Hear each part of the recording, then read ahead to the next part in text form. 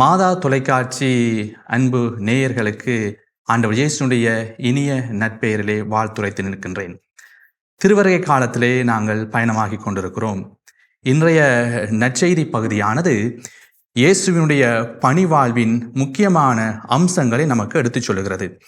இயேசு கலிலேயா முழுவதும் சுற்றி வந்து தொழுகை கூடங்களிலே போதித்து விண்ணரசை பற்றிய நற்செய்தியை பறைசாற்றி மக்களிடையே இருந்த பிணிகள் அனைத்தையும் அவர் நீக்கினார், நோய்களை போக்கினார் என்று சொல்லி இன்றைய அருள் வார்த்தையானது நமக்கு எடுத்துச் சொல்லுகிறது. இங்கே நாங்கள் பார்க்கின்றோம், ஆண்டவர் இயேசுனுடைய இந்த பணிவானுடைய முக்கிய அம்சம் ஒன்று அவருடைய போதனையாக அமையப்பெறுகிறது. இயேசு சென்ற இடங்களிலெல்லாம் மக்களை சந்தித்தார், மக்களோடு உரையாடினார், மக்களுக்கு இறையாற்றுடைய விழுமியங்களை போதித்தார். இரண்டாவதாக ஆண்டவர் இயேசு வல்ல செயல்களை செய்தார், குணமாக்கினார் என்று சொல்லி நாங்கள் பார்க்கிறோம். ஆகவே இயேசுடைய வாழ்விலே இந்த போதனையும் குணப்படுத்துகின்ற அந்த பணியும் இரண்டுமே பிரிக்க இயலாததாக இருந்தது. இரண்டும் ஒன்றோடு ஒன்று இணைந்து போனதாக நாங்கள் பார்த்து நிற்கின்றோம். ஆண்டவர் இயேசு வார்த்தையால் மட்டுமே போதிக்கவில்லை, மாறாக தன்னுடைய செயல்களினாலும் அவர் போதித்தார் என்று நாங்கள் நோக்குகிறோம். இயேசுனுடைய நோக்கும் போக்கும் விரிந்ததாக இருந்தது, பரந்ததாக இருந்தது, ஆழ ஊடுருவி பார்க்கின்ற ஒன்றாக இருந்தது. ஆண்டவர் இயேசு திரண்டிருந்த மக்களை பார்க்கின்ற பொழுது அவர்கள் மீது பரிவு கொண்டார். இந்த பரிவு என்கின்ற வார்த்தை நம்முடைய கத்தோலிக்க திரு அவையிலே மிகவும் முக்கியமானது ஒன்றாக இருக்கிறது. இயேசு பரிவு கொண்டார். ஆங்கிலத்தில் அதை கம்பேஷன் என்று சொல்வார்கள். கம்பேஷன், ஒத்து உணர்வது, அடுத்தவருடைய துன்பமோ மகிழ்ச்சியோ அவர்களோடு நாங்கள் ஒத்து உணர்கின்ற ஒரு தன்மைதான் பரிவு கொள்கின்ற இந்த வார்த்தையிலிருந்து நாங்கள் நோக்குகின்றோம். ஆயர் இல்லாத ஆடுகளாக இருந்த அவர்கள் மீது ஆண்டவர் இயேசு பரிவு கொண்டார் என்று சொல்லப்படுகின்றது. அப்ப இயேசு ஆண்டவர் மக்களை வெறுமனே கூட்டமாக பார்க்கவில்லை, 10-11 பார்க்கவில்லை, மாறாக ஒவ்வொருடைய உள்ளத்தையும் அவர் பார்த்தார்.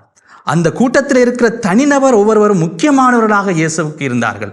ஆகவேதான் அந்த தனிநபருடைய வலி, தனிநபருடைய வேதனை, அவருடைய துன்பம் எல்லாவற்றையும் இயேசு உணர்ந்தவராக அவர்கள் மீது பரிவு கொண்டார், அவர்கள் மீது இரக்கம் கொண்டார் என்று சொல்லி இன்றைய அருள் வார்த்தை எங்களுக்கு சொல்லி நிற்கின்றது. ஆகவே இயேசுடைய இதயம் என்பது அது இரக்கத்துடைய இதயமாக இருக்கிறது.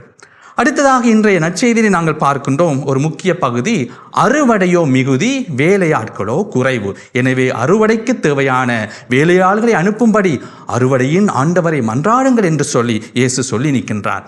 நம்முடைய திரு அவையுடைய வரலாற்றுக்களை பார்க்கின்றோம். எத்தனையோ பணியாளர்கள் உருப்பெற்றாலும் புதிதாக நிறைய பணிகள் காத்து கொண்டே இருக்கிறது. எனவே நம் மத்தியில இருந்து ஆண்டவர் தகுதியான ஊழியர்களை எழுப்ப வேண்டும் என்று நாங்கள் ஜெபிப்பது முக்கியமானதாக இருப்பதாக இன்றைய அருள் வார்த்தை எங்களுக்கு சொல்லி நிற்கின்றது. ஆண்டவர் இயேசு தன்னுடைய சீடர்களை தன்னிடம் வரவழைத்து தன்னுடைய அதிகாரத்தை அவர்களோடு பகிர்ந்து கொண்டார் என்று நாங்கள் பார்க்கிறோம். தீமைகளை வெல்வதற்கான அதிகாரத்தை கொடுத்தார், தீய ஆவிகளை ஓட்டுவதற்கான அதிகாரத்தை கொடுத்தார், நோய்களை குணப்படுத்துவதற்கான அதிகாரத்தை கொடுத்தார்.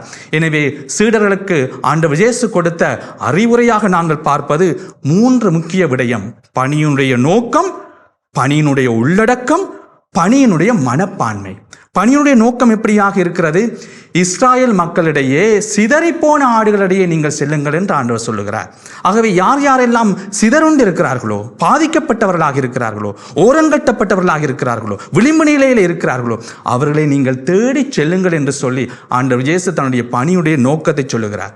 பணியுடைய உள்ளடக்கத்தை நாங்கள் பார்க்கின்ற பொழுது விண்ணரசை பற்றிய அறிவிப்பு அங்கே பணியினுடைய உள்ளடக்கமாக இருக்கிறது. துன்பங்களுக்கு நிவாரணம் கொடுக்க வேண்டியவர்களாக பணியாளர்கள் இருக்கிறார்கள் என்பதை இயேசு இங்கே அறிவுறுத்துகிறார். 3ஆவதாக நாங்கள் பார்க்கிறோம் பணியினுடைய மனப்பான்மை. என்ன மனப்பான்மை? கொடையாக பெற்றுக்கொண்டீர்கள், கொடையாகவே கொடுங்கள், இலவசமாக பெற்றுக்கொண்டுங்கள், இலவசமாகவே கொடுங்கள் என்று சொல்லி ஆண்டவர் இயேசு அங்கே சொல்லி நிற்பதை பார்க்கிறோம்.